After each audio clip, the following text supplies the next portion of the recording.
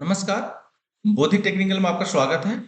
आज हम आपके बीच में जो टॉपिक लेकर आए हैं, वो है थोड़ा हटके टेक्निकल ज्ञान का सीरीज दूसरा। इस सीरीज में हम बात करेंगे कि एग्जाम का बेहतर तैयारी कम समय में कैसे करें। इसमें हम जो फोकस करने वाले हैं बेसिकली एग्जाम पे फोकस करने वाले हैं और उसको लेकर के अगर आप एग्जाम का तैयारी कर रहे हैं तो कम समय में उस एग्जाम का प्रिपरेशन आप कैसे कर सकते हैं उस पे फोकस करने वाले हैं। तो आपके लिए सीरीज बेहतर होने वाला है, तो इस सीरीज में आप अंत तक बने रहें। तो चलिए शुरू करते हैं आज का सीरीज। इस सीरीज में सबसे पहला जो आपको ध्यान देना होगा, वो ध्यान देना होगा समय प्रबंधन पे। समय प्रबंधन आज का जो समय है उसमें बहुत ही मायने रखता है, क्योंकि अगर आपके पास समय प्रबंधन करने का क्षमता अगर अच्छा है तो आप इस किसी भी एग्जाम को कम समय में क्रैक कर सकते हैं, उसको सफल कर सकते हैं।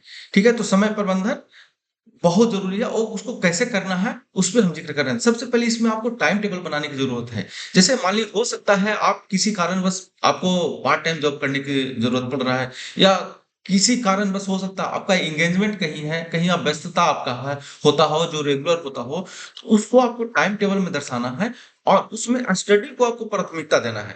जो आप अध्ययन कर रहे हैं ना, जिस एग्ज़ाम को लेकर के आप तैयारी कर रहे हैं ना, उसको प्राथमिकता देना है। अगर मेरा माने तो 4 से 8 का जो सुबह का समय है ना, वो स्टडी के लिए सबसे बेहतर होता है। 4 बजे सुबह से लेकर के 8 बजे तक, क्योंकि ये जो 4 घंटा है ना, उसमें आपको डिस्टर्बेंस बहुत कम होता है। क्योंकि नहीं तो रोड पे शोर होगा, नहीं तो आपका फ्रेंड कोई डिस्टर्ब करेंगे, नहीं तो कोई मैसेज आएगा, नहीं तो फ़ोन कॉल आएगा। तो ये सारे चीज़ को जो है ना, ये आप टाइम टेबल में सुबह 4 से 8 कर करके जो स्टडी का या अध्ययन का जो समय है, उसको आपको रखना है। और बाकी अगर हो सकता है आपका 9 से हो या 10 से पार्ट टाइम हो, तो उसके अनुसार बाकी के टाइम को जो है अरेंज करना है। ठीक है? तो समय का प्रबंधन अगर आज के डेट में जिन किन्हीं व्यक्ति को समय का प्रबंधन अगर अच्छे से आ गया, तो समझिए कि वो किसी भी काम को बहुत आसानी से कर सकते हैं। क्योंकि आज के डेट में सभी लोग ये बोलते हैं कि हमको व्यस्तता ज़्यादा है, मैं बिज़ी ज़्यादा हूँ। कि जब आप उनसे बात करेंगे ना कि यार आप शाम में बताओ कि आज तो दिन भर व्यस्त थे, तो आप क्या आउटपुट क्या है आपका? आपने क्या किया आज दिन भर? उनका जवाब आएगा यार कुछ नहीं किया लेकिन व्यस्त था। तो वजह ये है कि लोग आजकल टाइम जो है ना मोबाइल में सबसे ज़्यादा देते हैं। उसमें मोबाइल में जो है ना रील, कार्टून, कॉमेडी वीडियो देखने में समय ज़्यादा गुज़ार देते हैं। तो इसके कारण क्या है ना, समय प्रबंधन बहुत आज के डेट में मुश्किल हो गया है। अगर आपको मान लीजिए ठीक है, हो सकता है आपको मोबाइल की ज़रूरत है, इस्तेमाल है, तो उसका इस्तेमाल कुछ ऐसी चीज़ में करें जो आपके लिए ज़्यादा यूज़फुल हो। बाकी अन्यथा आप मोबाइल का कम से कम अगर इस्तेमाल करते हैं, तो वो आपके लिए बहुत ज़रूरी है। ठीक है? कम से कम आपको मोबाइल का इस्तेमाल करना है। रील, कार्टून, कॉमेडी वीडियो तो देखना ही नहीं है। आज के स्टूडेंट भी जो है इसमें बहुत फ़ोकस है। आप बहुत ऐसे आप मैं आपको एग्ज़ाम्पल के तौर पे मैं बता दे रहा हूँ कि अगर आप कहीं मेट्रो में सफ़र कर रहे हैं या कहीं ट्रेन में आप सफ़र करेंगे, उसमें से 90% जो लोग हैं ना, वो मोबाइल में एंगेज रहते हैं। 90% लोग मोबाइल में एंगेज हैं, उसमें अगर वो स्क्रीन देखने की बात कर रहा हूँ और बाकी जो कान में हेडफ़ोन लगाए हैं ना 5% और हैं, जो कि 95% जो है मोबाइल में एंगेज है। तो आज के समय जो है ना, सबसे ज़्यादा जो मोबाइल टाइम खराब कर रहा है, वो मोबाइल टाइम खराब करता है। ठीक है? तो आपको समय प्रबंधन में ध्यान देना है और मोबाइल को आपको दूर रखना है इस चीज़ में। ठीक है? और इसमें आपको अध्ययन को प्राथमिकता दे करके आपको उसको टाइम टेबल को बनाने की ज़रूरत है। ठीक है? और इसमें आप स्लीपिंग टाइम सिर्फ़ आपको 6 घंटा रखना पड़ेगा। ठीक है? समय का प्रबंधन आगे हम बात करते हैं नेक्स्ट टॉपिक में, नेक्स्ट पॉइंट पे। आपको समय का लक्ष्य का निर्धारण करना पड़ेगा। अगर किसी भी एग्ज़ाम का मान लीजिए हो सकता है आप बीपीएससी का तैयारी कर रहे हैं या एसएससी का तैयारी कर रहे हैं, तो उसमें आपको लक्ष्य का निर्धारण करना होगा कि यार 2024 का या 25 का या 26 का। ठीक है? 24 तो आज खत्म हो चुका है। 25 का बीपीएससी जो एग्ज़ाम आने वाला है या 26 का बीपीएससी एग्ज़ाम आने वाला है। हाँ, लक्ष्य का निर्धारण आप शॉर्ट टाइम के लिए भी नहीं कर सकते हैं। कि यार मेरे 3 महीना में एग्ज़ाम है, चलो आज से हम स्टडी करते हैं, 3 महीना में एग्ज़ाम हम क्लियर कर लेंगे। ये लक्ष्य निर्धारण करेंगे ना तो आपके लिए बहुत हैट्रिक हो जाएगा। तो इस चीज़ को आपको नहीं नहीं करना है कि ऐसा लक्ष्य का निर्धारण करें जो हैट्रिक हो जाए। आपको ऐसा करना है जो कि एक सफिशिएंट लगे, यार इतना दिन में मैं इस चीज़ को कर सकता हूँ। जैसे आप अगर 25 में है तो 26 का अगर कोई एग्ज़ाम है उसको लक्ष्य में लें और उसके अनुसार आप तैयारी करें, लक्ष्य का निर्धारण करें। हाँ, ये हो सकता है कि कुछ डिस्टर्बेंस आपके लाइफ में आ सकता है, तो उसको आप मैनेज करते हुए आगे बढ़ें, लेकिन उस लक्ष्य को पे काम करें। मान लीजिए आप बीपीएससी हैं, हो सकता है कोई टेक्निकल आप डिग्री लिए हुए हैं, टेक्निकल का एग्ज़ाम आ गया, कुछ ऐसा एग्ज़ाम आ गया जो कि इस लक्ष्य से थोड़ा-सा हट के, ठीक है, उस पे आप फ़ोकस करिए, एग्ज़ाम दीजिए, लेकिन आपको कोशिश ये करना है कि जो लक्ष्य में आप निर्धारण किया है ना, जो आपने डिसीज़न लिया है ना कि मुझे इसका प्रिपरेशन करना है, उस पे आपको ध्यान देने की ज़रूरत है। लक्ष्य के निर्धारण जो आप करेंगे, उस पे ध्यान देने की ज़रूरत है। ठीक है? आगे है प्राथमिकता दें। ठीक है? इसमें हम 2 टॉपिक पे बात करेंगे। प्राथमिकता आपको देना है सबसे पहले स्टडी, ठीक है? किस चीज़ का देना है? स्टडी को, अध्ययन को प्राथमिकता देना है। जो टाइम टेबल आपने बनाया है, उसमें प्राथमिकता भी किसको देना है? अध्ययन को देना है। आपको पार्ट टाइम जॉब के पार्ट टाइम के जॉब के जैसा आपको उसको लेकर के चलना है। उसको ऐसा नहीं लेके चलना है यार कि यही मेरी करियर है, ऐसा नहीं करना है। ऐसा जब आप करेंगे ना, तो आप स्टडी पे या अध्ययन पे आप ध्यान नहीं दे पाएँगे पूर्णतः। ठीक है? तो प्राथमिकता आपको सबसे पहले अध्ययन को देना है, और इसमें दूसरे जो टॉपिक है, उसपे ये है कि जो जैसे मान लीजिए आपने जो लक्ष्य है 2025 या 26 में जो रखा है, उसमें कुछ 10 चैप्टर है, ठीक है? कुछ उसमें इंटरव्यू भी है, 10 चैप्टर 10 बुक है, 10 सब्जेक्ट है, ठीक है? तो उसको क्या करना है कि उसमें आपको देखेंगे जब आप एनालिसिस करेंगे तो सभी सब्जेक्ट आपके अच्छे नहीं होंगे। कुछ अच्छे होंगे, कुछ बहुत अच्छे होंगे और कुछ ठीक नहीं होंगे। तो आपको प्राथमिकता देना है कि जो ठीक नहीं है, और उसका अभी जब, क्योंकि देखिए जो एग्ज़ाम होता है ना, वो आपको ऐसा नहीं देखा जाता है कि यार इसमें तो बहुत अच्छा किया, इसमें बहुत खराब किया। वो एक मार्किंग होता है, ठीक है? तो आपको सब में बेहतर करना है। एक कोशिश करना है, सब में बेहतर आप तब करेंगे जब आप जो खराब सब्जेक्ट है और उसको भी आपको प्राथमिकता देंगे। ठीक है? तो मेरा मानना ये है कि जब जो आपका मान लीजिए 10 में से 6 अच्छा है, 4 अच्छा नहीं है, उसको पहले स्टडी करिए, बाकी जो 6 है उसको बाद में स्टडी करिए। स्टडी छोड़ना नहीं है किसी को। आपको ये ध्यान देना है कि जो 6 सब्जेक्ट बहुत अच्छे हैं, उसको स्टडी रेगुलर बनाए रहना है, छोड़ना नहीं है। लेकिन मैं सिर्फ़ ये कह रहा हूँ कि जो खराब है 4, उसको बेहतर बनाने के लिए आप उसको पहले आप स्टडी कर सकते हैं। क्योंकि जो पहले फ़ोकस होता है ना स्टडी पे, जो आप 4 बजे उठ कर के जो 8 बजे तक पढ़ाई करेंगे, जो फ़ोकस होता है ना, बहुत अच्छे से होता है। पहला जो सब्जेक्ट पकड़ेंगे, उसमें स्टडी, बाकी धीरे-धीरे शरीर थकता है, फिर स्टडी पे ध्यान थोड़ा-सा वो होने लगता है। ठीक है? तो आपको प्राथमिकता देना है कि भाई स्टडी का प्राथमिकता देना है, और कौन-सा सब्जेक्ट मेरा बहुत अच्छा नहीं है, उसको प्राथमिकता देना है। ठीक है? अगला है 4 नंबर। 4 नंबर में हम लोग बात करेंगे नोट बनाना है। नोट बनाना है, जैसे आप देखेंगे, जैसे मान लीजिए कोई चैप्टर है, चैप्टर रहेगा 10 पेज में, तो आप अगर एग्ज़ाम से पहले आप रिवीज़न करना चाहें तो 10 पेज को नहीं पढ़ पाएँगे, क्योंकि आपके पास एग्ज़ाम के जब 2 महीना, 1 महीना होगा ना, तो उतना आपके पास टाइम नहीं होगा।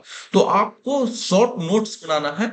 नोट्स में व उस चैप्टर का कुछ इम्पोर्टेंट पॉइंट जो है, हाइलाइट पॉइंट है, उसको नोट करना है, ताकि जब आप एग्ज़ाम का टाइम कम हो, उस पे आप टाइम दे करके, कम टाइम दे करके आप उसको पढ़ सकते हैं। ठीक है? तो इसमें क्या करना है आपको, संक्षिप्त में आपने जो चैप्टर का जो स्टोरी है, उसको लिखना है और उसको हाइलाइट करना है, ताकि आप एग्ज़ाम अगर नज़दीक आता है, तो उस टॉपिक को पढ़ सकें, उस हाइलाइट पॉइंट को ही पढ़ सकें। क्योंकि आपके पास पूरा 10 बुक पढ़ने का टाइम नहीं होगा जब आपके पास 2 महीना बचेगा। ठीक है? तो नोट भी बनाना है। ठीक है? नेक्स्ट जो है 5वाँ नंबर, प्रैक्टिस करें। देखिए ये ऐसा चीज़ है ना कि अगर ये प्रैक्टिस अगर किन्हीं के पास है, तो वो कोई भी हार्ड से हार्ड काम जो है ना, बहुत मुश्किल से मुश्किल काम को आसान कर सकते हैं। ठीक है? प्रैक्टिस से आपका क्या होगा कि मान लीजिए किसी भी एग्जाम में जो आप एग्जाम लक्ष्य बनाए हैं, उसमें मान लीजिए मैं एग्जांपल के तौर पे बता रहा हूँ कि 100 प्रश्न है, जिसके लिए आपको टाइम दिया जाता है 60 मिनट। ठीक है? आपके पास प्रैक्टिस नहीं रहेगा ना, तो 100 प्रश्नों को आप मान लीजिए, ठीक है, 100 में आप 100 सही जानते हैं, आप अच्छे से जानते हैं, आप अच्छे करते हैं। लेकिन जब आपके पास प्रैक्टिस नहीं रहेगा ना, तो 100 प्रश्नों को आप 120 मिनट में लेके चले जाएँगे। लेकिन क्या है, एग्ज़ाम में आपको टाइम मिल रहा है 60 मिनट, तो आपको प्रैक्टिस करके ये लाना है, जिसको प्रैक्टिस हो सकता है डेली करना पड़ेगा।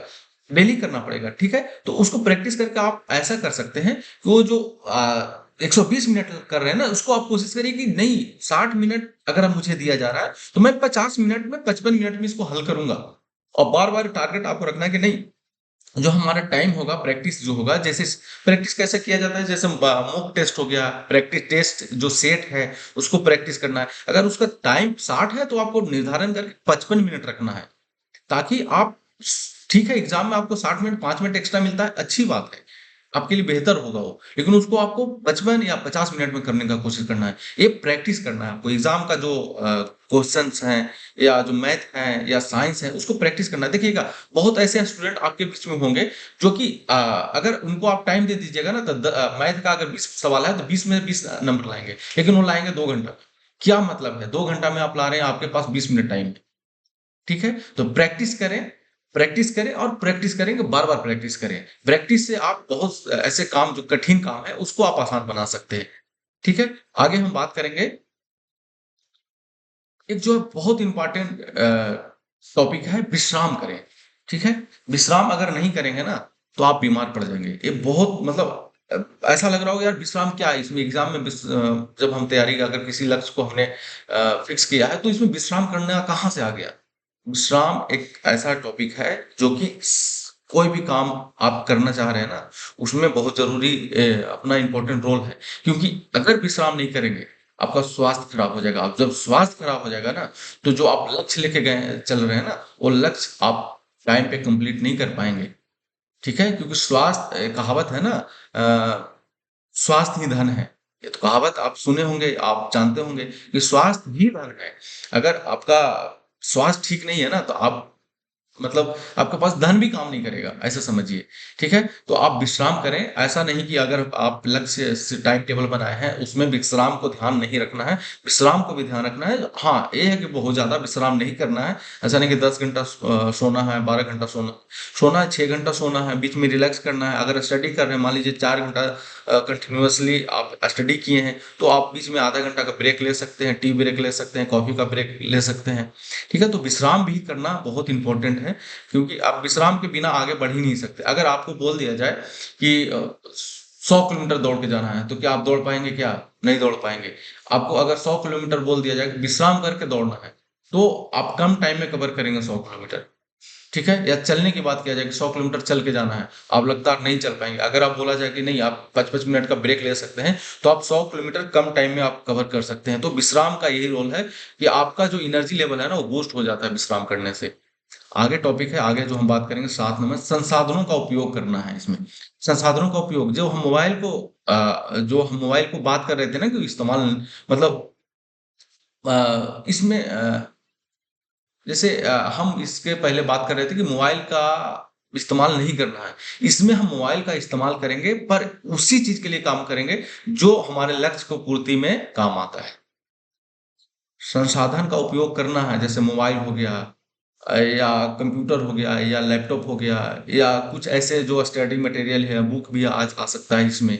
संसाधन का उपयोग करना है, समय के साथ करना है, जो आपको लक्ष्य के प्राप्ति में सहायक हो, ऐसा नहीं कि वो आपके टाइम को बर्बाद करता है, उस संसाधन को उपयोग करना है। और बिना आप ऐसे समझें कि अगर मान लीजिए किसी को बुक नहीं दिया जाए, ठीक है? और उसको बोला जाए कि आप स्टडी करो, कैसे स्टडी करेगा? या वो अगर किसी को ट्यूशन नहीं कोई व्यक्ति पढ़ता है, उसको बोला जाए कि आप एग्ज़ाम का तैयारी करिए, तो कैसे कर पाएगा? नहीं कर पाएगा। बेसिकली संसाधन का उपयोग करना है, जो आपके आस-पास में संसाधन है, उसका उपयोग करना है, लेकिन उचित उपयोग करना है, ये ध्यान देना है। जैसे ऑनलाइन कोर्स हो गया, वीडियो लेक्चर हो गया, मोबाइल ऐप से कुछ स्टडी अगर आपको मिल रहा है, जैसे अगर मान लीजिए ऑफ़लाइन स्टडी कहीं मिल रहा है, तो वहाँ जा कर के आपको स्टडी करना, बेसिकली संसाधन का उपयोग करना है, दुरुपयोग नहीं करना है। जो आप रील देखते हैं ना, या जो कार्टून और कॉमेडी वीडियो देखते हैं, वो उसको कहा जाता है संसाधन का दुरुपयोग करना।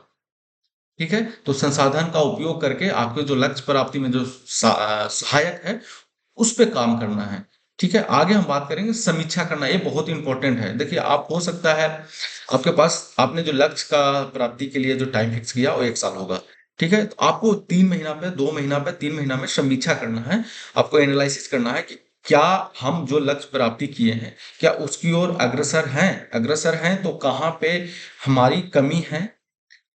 किस चीज़ पे फ़ोकस करना है और किस चीज़ पे फ़ोकस कम किया जा सकता है, और कुछ ऐसे जो है हमारे लक्ष्य के या समय में कुछ ऐसा तो नहीं ऐड हो गया है जिसको हटा देना ही बेहतर है। जैसे कुछ ऐसा चीज़ ऐड हो गया होगा, जैसे हैबिट ऐड हो गया होगा, जैसे कुछ टाइम बचा तो यार चलो बाहर में सिगरेट पी कर के आ जाना है, या कुछ करके आ जाना, ऐसा नहीं करना है। आपको समीक्षा करना है, एनालिसिस करना है कि भाई कौन-सा सिलेबस, कौन-सा पैटर्न, कौन-सा सब्जेक्ट है, उसमें क्या नंबर होना चाहिए, पिछले साल उसका स्कोरिंग क्या था, आज का डेट में स्कोरिंग क्या है, पिछले 3-4 साल का स्कोरिंग निकालना है, आने वाला टाइम में कितना मतलब पीछे जो टाइम था वो कितना स्टूडेंट इसमें अपीयर हुए थे, कितना क्वालीफाई हुए, क्वालीफाइंग मार्क क्या था, मेरा जो अभी हम प्रैक्टिस टेस्ट जो बना रहे हैं, मॉक टेस्ट बना रहे हैं, उसमें कितना नंबर आ रहा है, किसमें अच्छा आ रहा है, किसमें खराब आ रहा है, उसको एनालिसिस करना है, उसके अनुसार उसको फिर तैयारी करना है। ठीक है? तो समीक्षा बीच-बीच में होना चाहिए, 2 महीना पे, 3 महीना पे,